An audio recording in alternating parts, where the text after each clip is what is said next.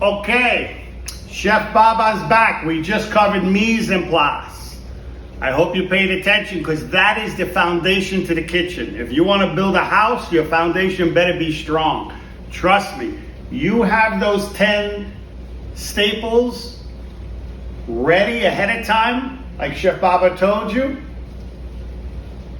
you will be fly like a bird in the kitchen. You will be pumping out delicious meals in 15 to 20 minutes because you have the tools for success. You have your two belt on, called mise en place, things in place, organization. Now we're gonna move on to another basics that we need to get out of the way before we start cooking real recipes. Mother sauces. There are only 5 mother sauces in the world, chefs. From these 5 mother sauces comes every other sauce in the kitchen. Imagine that. 5 mothers give birth to every other gourmet sauce simply by adding more ingredients, because the mother sauce is boring. The mother sauce is mundane. So we're gonna make bechamel today. If you wanna make anything in a cream sauce variety, Alfredo, carbonara, pink vodka sauce, manigotti, stuffed shells, lasagna, cream of broccoli soup, lobster bisque soup, you need a bechamel, so you need to know this stuff. And the first step to a bechamel is a roux. R-O-U-X. I know you know what a roux is. It's butter and flour. And what does a roux do? It's a thickening agent. Chinese restaurants use cornstarch. Italians, Europeans, and Americans use a roux to thicken their soups and sauces. Why? You don't want a watery soup or sauce, right? You want what we call in the restaurant business pancake batter consistency. That's what a roux gives you. What liquid? We're gonna add milk. Regular whole milk. This is not rocket science. To your roux. You could use heavy cream, then you don't need the roux. I want to teach you the way it's taught in every culinary school across the world. Okay? The 5 mother sauces is the foundation, another foundation in the kitchen. So you need to know your 5 mother sauces. Here we go. We're going to make a roux and then add milk with a pinch of nutmeg.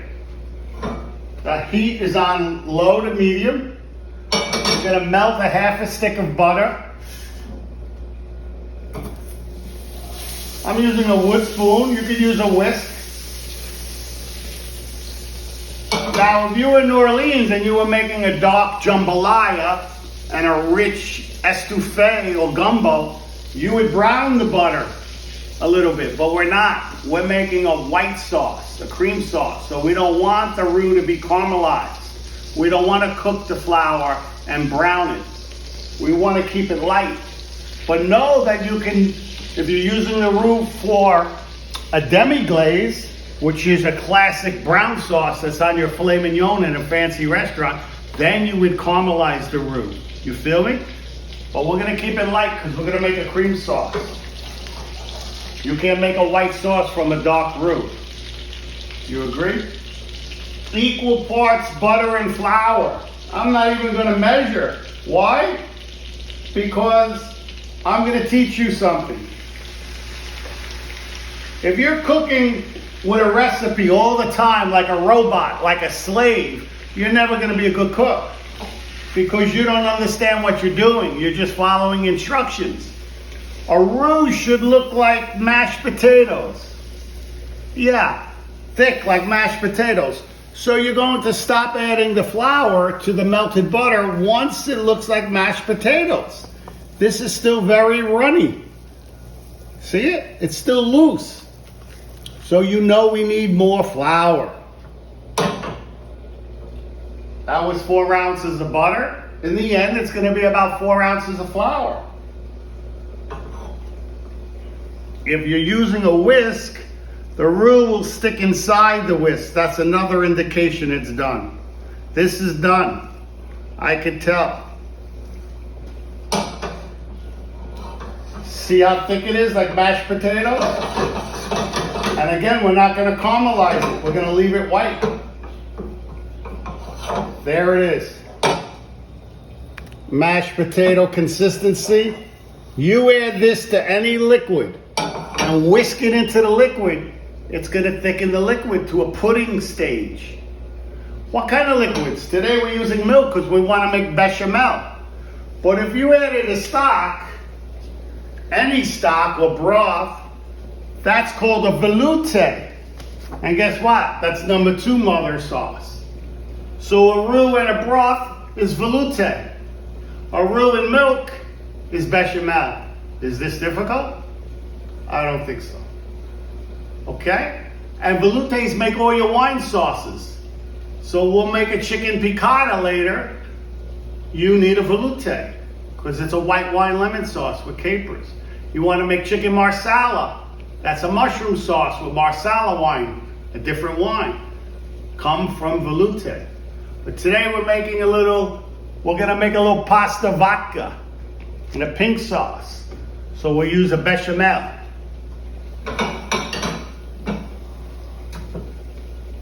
So here we go. I don't need that much roux. I'm going to take some out.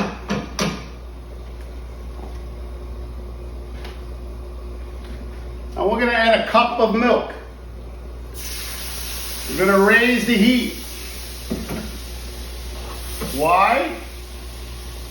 Because the roux will not thicken until the milk comes to a full boil. So I'm going to switch to a whisk. Here we go.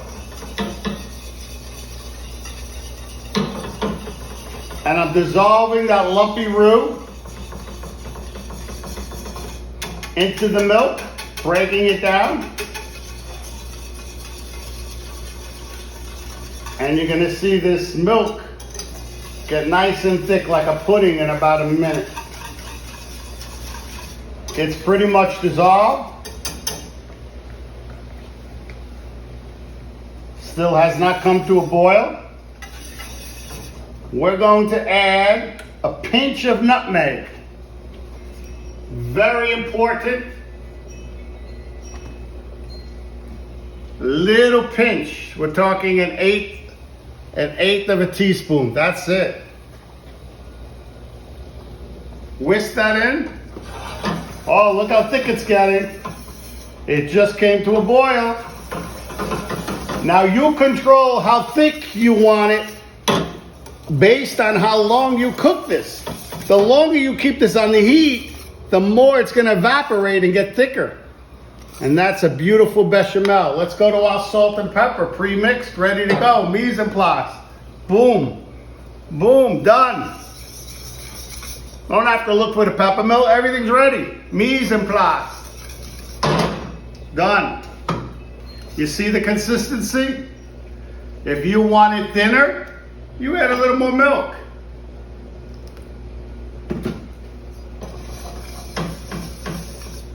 If you want it thicker, you continue to cook it. When you continue to cook something and let it evaporate and meld the flavors together, that's called reduction. So anytime you're boiling a soup, sauce, letting it cook for long and slow, bubbling away, you're not only thickening it, you're concentrating the flavor to that soup or sauce. So you need to know the word reduction. So you guys learn mise en place. Now you aglio olio is the garlic oil we made. Roux you just learned, flour and butter. Mirepoix you learned before, onion, carrots, and celery. And we told you to puree, keep it in ice cube trays. Now you learn reduction. We're gonna make the next mother sauce called veloute. We said a veloute makes all your wine sauces. So it's a roux with a broth or a stock. Real simple. We already made the roux for the bechamel, remember? Flour and butter. We're going to add that to the pan. Start out at low to medium. And instead of adding milk to make a bechamel, we're going to add a broth. And the broth should match the protein. I'm going to use this for chicken piccata later. So we're going to use a chicken broth. Okay? You could also use a vegetable broth. That would be considered neutral. Here we go. I'm gonna add a cup and a half of chicken broth. That's 2 ounces of butter, 2 ounces of flour, and you just break this down. And it's gonna disintegrate into that broth and thicken that broth to a little pudding. And then you could turn the velouté into all your different wine sauces. Piccata sauce, red wine sauce, Marsala sauce, Madeira wine sauce, port wine sauce, Grand Marnier sauce. Anything you want to do, you change the spirit, you change the alcohol. But the base is the velouté. So we made the bechamel, remember? That's for white sauces, for Alfredo, carbonara. This was milk and roux. Now we're doing velouté. Raise the heat because the roux will not thicken the broth until it comes to a boil. And we'll let that heat come up high. Let's season with a little salt and pepper. Look, pre-mixed, ready to go. Boom. You can always add more salt and pepper you can't take out. So when you're seasoning with salt and pepper, go easy. Taste your finished dish, and then you can adjust the flavors. All right, this is starting to get thick. I feel it. Notice it's a little different color. This is white. This is more grayish because you use the chicken broth. Or brownish, beige, I should say. All right, this is done. Look how thick, you can see the consistency. That's what you want. If you want it a little looser, you thin it out. The longer you cook it, the longer you reduce it, the thicker it's gonna get. So let's say you didn't make enough roux. You're gonna stop and go back and make more roux to thicken your sauce even more? No, you just continue to reduce it. Continue to cook it down, and it will get thick for you in 60 seconds, trust me. Done, velouté, bechamel. Hey guys, Chef Baba's back. We're gonna make the next mother sauce. Fresh marinara sauce. We've already made bechamel, we've already made velouté. Now we're gonna make marinara. You all know marinara. It's easy. The difference between sauce and gravy, this is a big contention fight in the Italian families. Do you call it sauce or gravy? Let me tell you, when you go to church on Sunday, when I was a little boy, I have fond memories of putting the gravy on the stove. That cooks for 3 hours, the gravy. It has meatballs in it. It has sausage in it, sweet and spicy Italian fennel sausage. It has pork chunks in it, pork chops, usually spare ribs. It has braciole, which is a beef roulade. All this needs to cook and break down in the gravy. When you're just making a fresh marinara sauce, literally it takes 5 minutes. You could cook it another 5 minutes if you want, but it actually tastes better not cooking it too long. So it's bright and acidic and sweet all at the same time. When you're cooking, you need to cook with the 5 S's. Sweet, sour, salty, spicy, savory. That's a mouthful. Sweet, sour, salty, spicy, savory. Think about those 5 S's when you're cooking. Then you'll be a good chef because you want to excite the palate with the 5 S's. The only other elements in the on the palate or in cooking are bitterness, comes from eggplant, collard greens, broccoli rabe, arugula, or crunch, texture on the plate. That's why you always see chefs putting a little fried plantain or a fried onion ring on the plate, or even a crispy crostini of bread. So 5 S's plus bitterness and texture crunch. If you can get all 7 elements on one plate, you're a culinary genius. I'll be happy if you get the 5 S's on one plate. So go back to marinara. Simple. Garlic oil's ready. I took it out of the fridge. We're gonna saute the garlic oil. You could just shake it and pour it out. Not much garlic left, so I will need a spoon.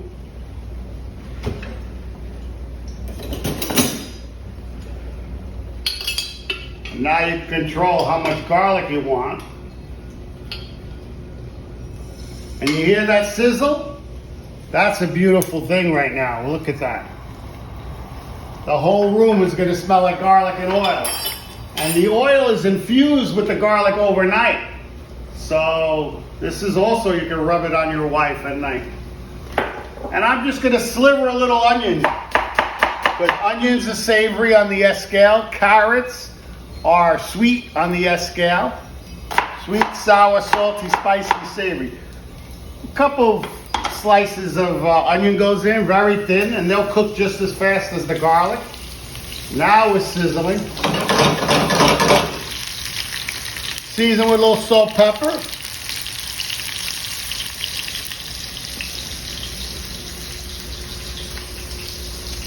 And then we need some fresh herbs and the tomato and we're done. And that's marinara. If you wanted to add a bay leaf and cook it a little longer, you could. We got beautiful San Marzano Nina tomatoes here, imported from Italy. I'm gonna go snip some basil, follow me. I have my kitchen shears here and my fresh basil plant. Yeah, we got a nice flower of fresh basil. The 3 herbs you need in the kitchen are basil, parsley, flat leaf, and oregano.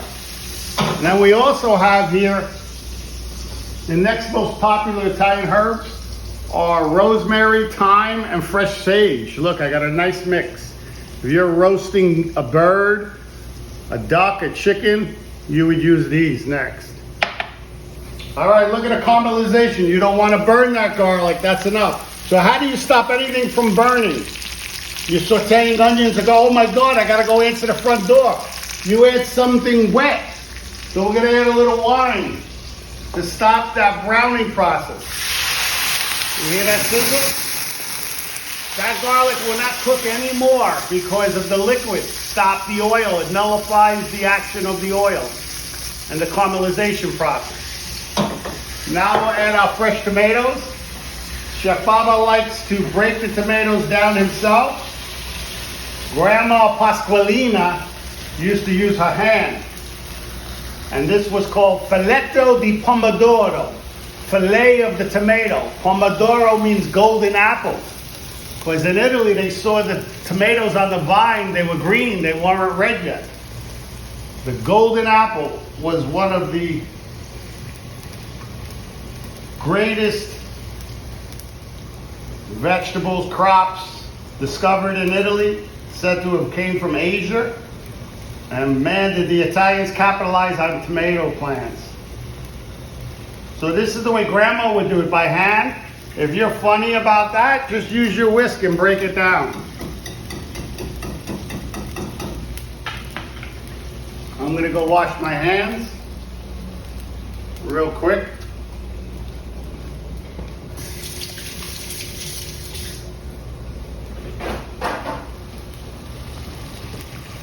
So we got the fresh basil in there. Let's add a little parsley. I like both. And if you wanted to add the oregano, the Holy Trinity, why not? Keep it very light. Oregano is very, very powerful, guys. When you're cooking with oregano, go easy, please. And you must use the Italian flat leaf parsley. The curly leaf parsley has no flavor. Okay, it looks just like cilantro, so be careful. And I like to just tear it. I don't like to chop it up really fine.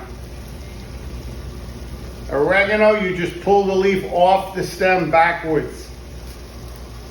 You don't want to put this in your sauce because this is inedible. And last, I hit it with a little clump of sweet butter.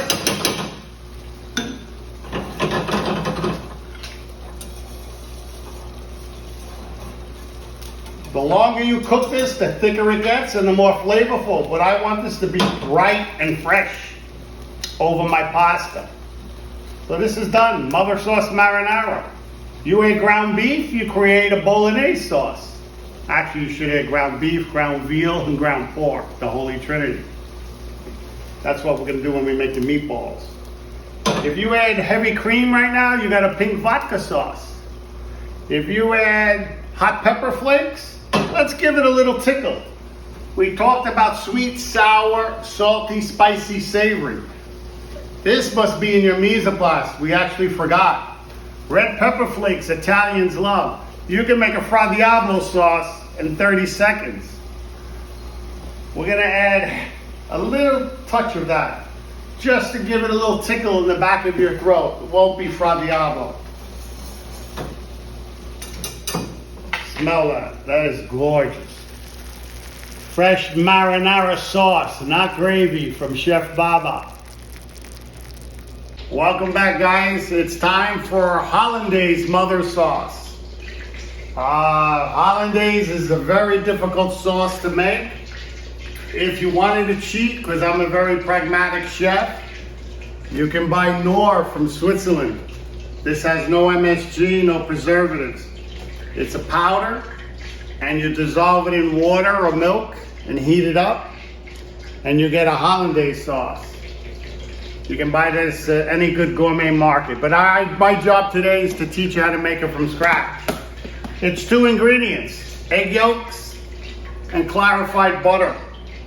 So I have clarified butter melted on the stove already. We have a bowl with 1 egg yolk. We're going to separate another egg into there. So the way to do that is to get a good crack on your egg. Get your thumb inside to get 2 halves to that shell. Once you have 2 halves to the shell, let the yolk stay on one side. You decide what side, lefty or righty. Look at the egg white already falling away. So pass it to the other side, and the rest of the egg white will go. And try to get as much as you can out. Sometimes the embryo sticks. And I'm happy. If you don't want to do that, you make an egg white omelet, but I'm not going to use that egg white. And the yolk goes into the bowl. Okay? And now we're going to use a towel so the bowl doesn't move. And we're going to add, this is why it's a little difficult, you need to multitask here. You're going to drizzle in the butter. And the heat from the butter is going to thicken this egg yolk and cook it. It's going to bring it up to temperature. Now, if your butter is too hot, you're going to curdle the egg yolk. If your butter is too cold, it won't thicken. So you drizzle in gradually and read it. See how thick this is getting now? It should be a little thicker, so that means you need a little more hot butter. And it's going to take it all. That was 4 ounces of butter and 2 egg yolks. That's the Hollandaise sauce. Look how beautiful that is. Put it on Eggs Benedict. Put it on asparagus. I love this on a good steak. Actually, I like turning this into a béarnaise sauce.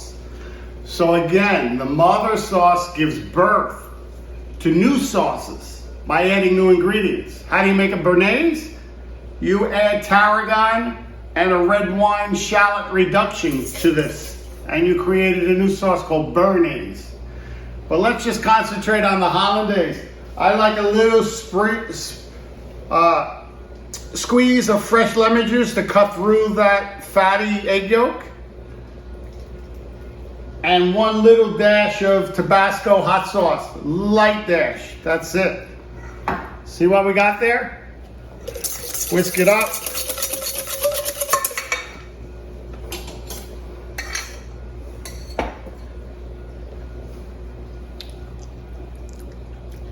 That's ready to go.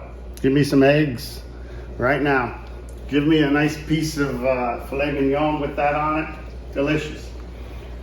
So like I said, if you wanted to improvise, you could take a little balsamic glaze, put that in. We didn't even season. We got our salt and pepper here. We should season a little bit. And you created a different sauce. It's a little darker now. This will go on a steak. Some fresh herbs, tarragon, thyme. Would be most popular. You can add basil, you can add any fresh herb. So we added a little fresh thyme. Done, hollandaise. Okay, Chef Baba back. We got one more mother sauce to teach you, but this is a very time-consuming mother sauce. Nobody makes it at home from scratch. It's called demi-glaze, the last one, number 5. This is your classic brown sauce, that glaze that goes on your filet mignon. It's dark and rich and savory. Let's pretend the right way to make it from scratch in the restaurant business is to roast bones. So we got a beautiful veal shank here. You could use ossobuco bones. You could use veal bones. Any dark meat bone with the marrow that has a lot of flavor from the bone. The flavor comes from, not from the meat. Let's pretend this was roasting in a high heat oven to get caramelized. You would roast it in the oven with tomato paste, crushed tomatoes, okay? Red wine all over it, plenty of red wine, don't be shy. And mirepoix. Mirepoix is, you know what it is, mise en place, onion, carrots, and celery. Chefs use this in everything for flavor. Now you're getting the idea. This is gonna flavor the demi-glaze because it's gonna roast in the oven all together. We talked about pureeing the mirepoix and using it like salt and pepper for flavor. Keep in mind that puree of mirepoix that we put in the ice cube trays was raw, but because you broke it down and pureed it, it cooks instantly. So don't worry about pre-cooking it. So let's pretend all of this, let's salt, pepper it, season your bones. You should have some different bones, but you get the idea. We're gonna roast it in a 500-degree oven for a good hour so everything gets caramelized and crusty. Then you're gonna put it in a pan with water and make a stock, a beef stock, but a very rich beef stock,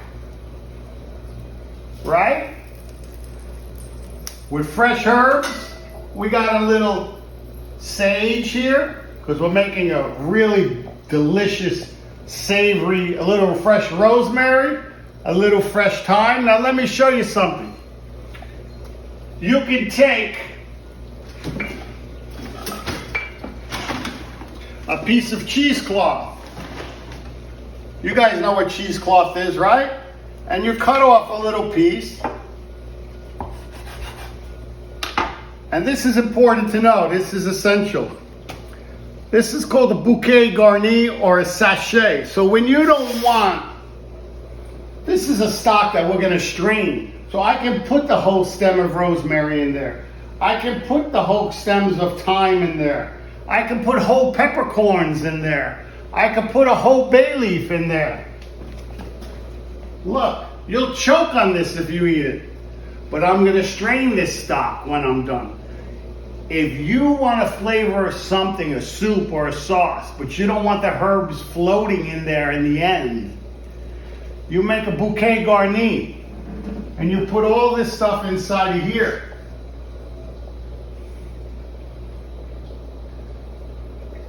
You feel me? Bouquet garni or sachet.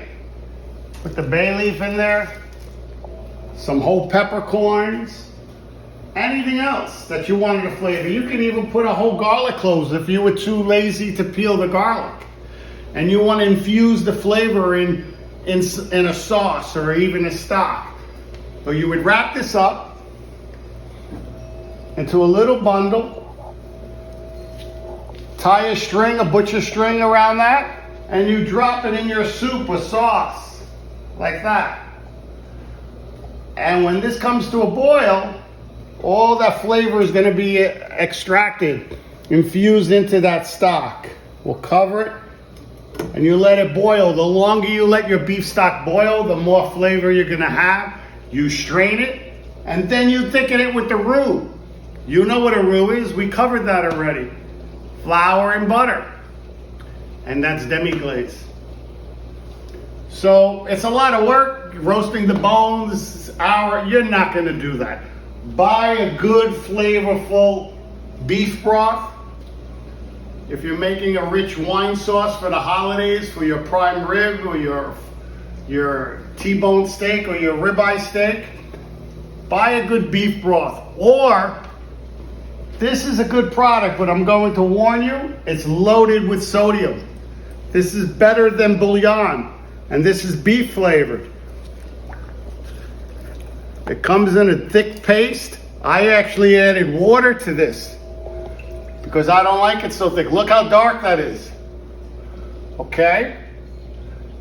And this could be part of your stock, a little bit. It's very high in sodium. And that will help flavor.